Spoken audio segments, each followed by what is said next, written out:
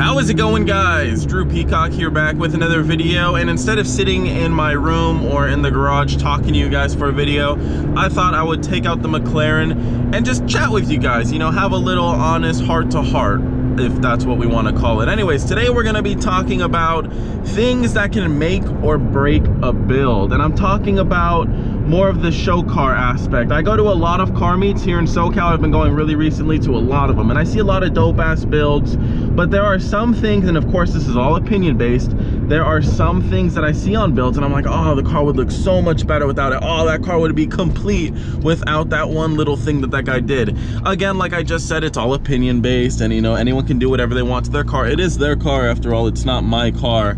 But still, I thought I would make this video just in case you're not really too aware of what looks good or not on cars, or at least, I don't know how to word it without sounding like a dick. I already know there's gonna be people in the comments like, Drew, that's their car, they love how it looks, how it is. That's fine, that's 100% fine. But if you're looking for advice, then this video is for you. Anyways, I have a list here.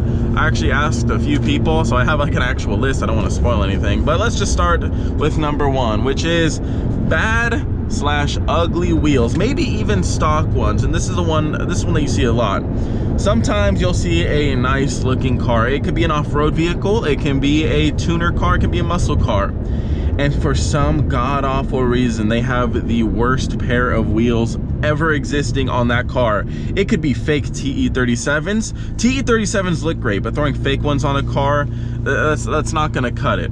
Picture wheels like your shoes of your fit. Imagine you're wearing some nice pants, you got a nice shirt on, and then you're going out in some beat ass like Vans or something. If that's what you're going for, then sure, but your car is a little bit different. You shouldn't have beat ass Vans or reps or anything like that on your car, unless I get that everyone's not born with the silver spoon in their mouth. Not everyone can afford real TE37s, and some cars don't deserve real TE37s. If you're in a fucking Honda Civic, maybe don't put TE37s on your Honda Civic. Your wheels will be worth more than your car. I get that.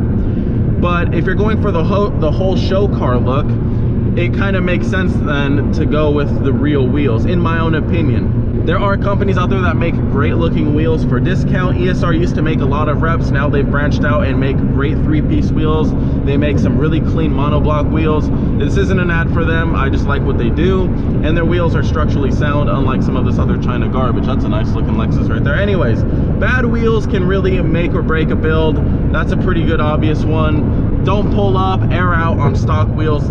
People do it. I see it all the time. I don't know why, but you know. Anyways, next one on the list is poorly placed stickers, or stickers that just don't go along with the build. This is actually the single reason why I'm making this video. I saw a very clean AMG on the freeway the other day, super clean. It looked great. It had white and it had like rose gold wheels, or I was hard to explain. It was super cool. It stood out and it was sexy. And for some fuck all reason, he had this ugly decal right above his rear, right on the rear quarter, like above the taillight. It looked so ugly. Like the car was so sleek and clean without that. And then he put this just god-awful sticker right there, and I was just like, no, man, if I just went there and peeled off that sticker, oh, that car would be so perfect. Yeah, stuff like that. Again, I saw a wide body air suspension Evo 10 at a meet the other day. It was purple, super clean, looked dope, man. He aired out, it was badass. But for some reason on the side of his car, he had the stupid sponsor stickers, but it was a grocery list. It said like eggs and like milk and all that dumb shit.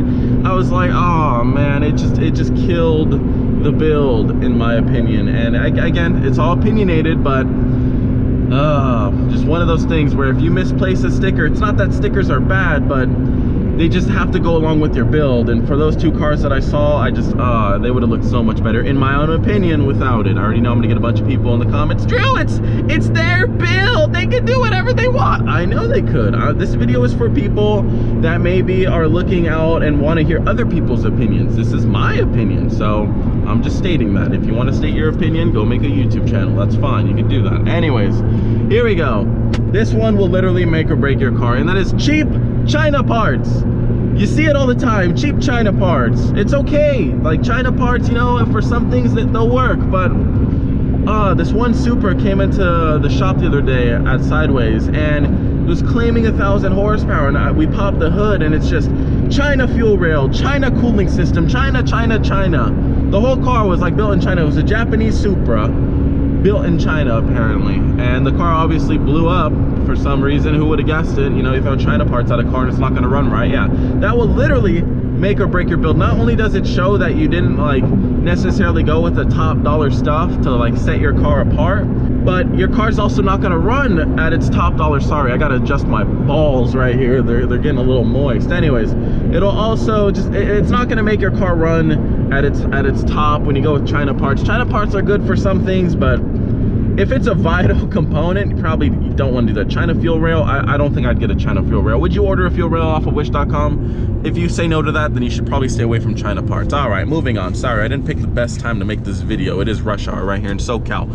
Here we go. Shit exhaust. Loud does not always equal good. I don't know who told you that your V6 Mustang needed the fucking open header or open mid pipe. I don't know who told you that, but you don't know how many times that car meets.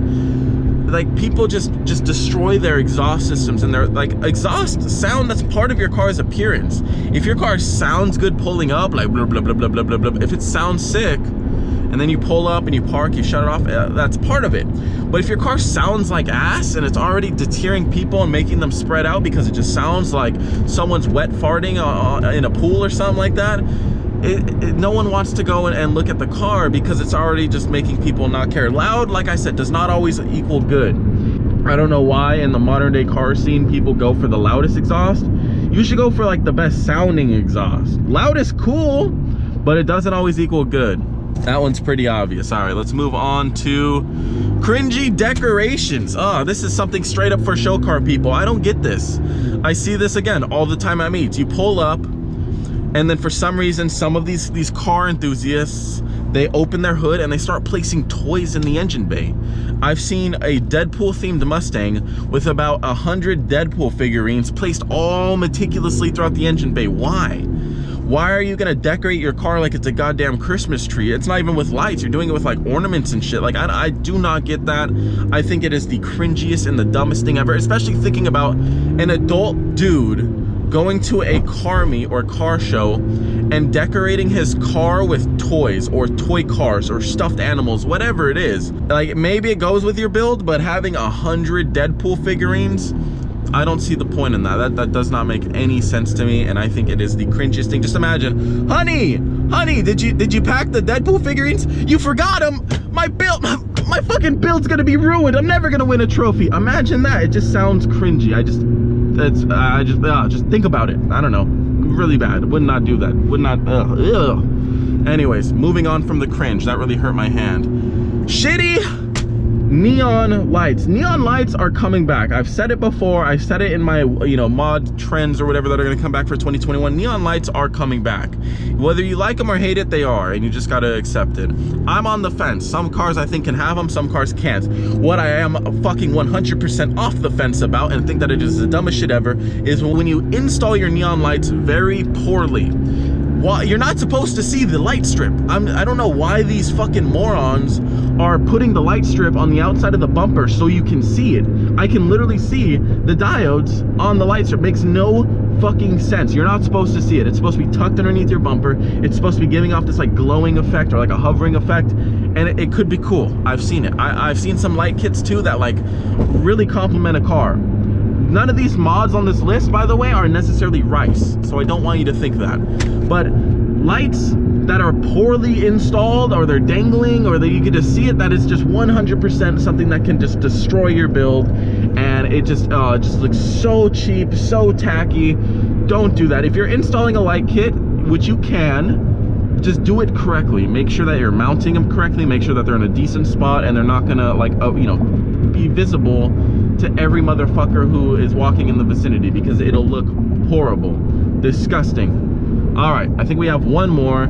Save the best for last. This one is pretty obvious. I'm sure a lot of you are expecting camber. Camber can really upset a build. Nah, show cars, usually have camber, so I'm not gonna say camber. But one thing that no show car can go without is having some good fitment. So if you have bad fitment, that right there, that can totally make or break your fucking build. Like, if you're dialing if you're dialing in everything else and you fucking cheap out on some wheels and get some ass poor fitment, what is this monkey doing? This is one lane. What are you doing? It's one lane. We're in one lane. You fucking, it's one lane. It's one lane.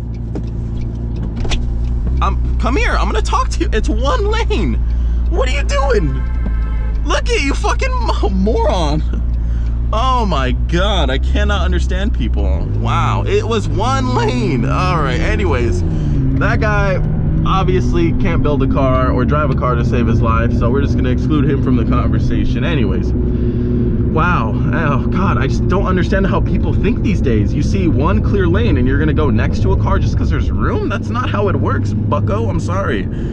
Anyways, yeah, completely lost my train of thought. Anyways, bad fitment. Bad fitment is going to 100% destroy a car's appearance. If you have bad fitment on a car, it's a total shit show. If I can fit my whole fist inside your wheel well, no one is gonna come and look at your car and think it is clean. I'm sorry, you gotta have that nice fitment or pretty nice fitment. I know not everyone wants to destroy their fenders. I'm one of those people. I think the Supra has decent fitment, but I'm also not going for a show car. I think the Supra is more of obviously a street race car, so it is what it is. But if you're going for that hardcore show car aesthetic, then I think 100% of the time you need to go ahead and get that fitment dialed in and make sure that, you know, maybe not a business card, but I'd say one finger.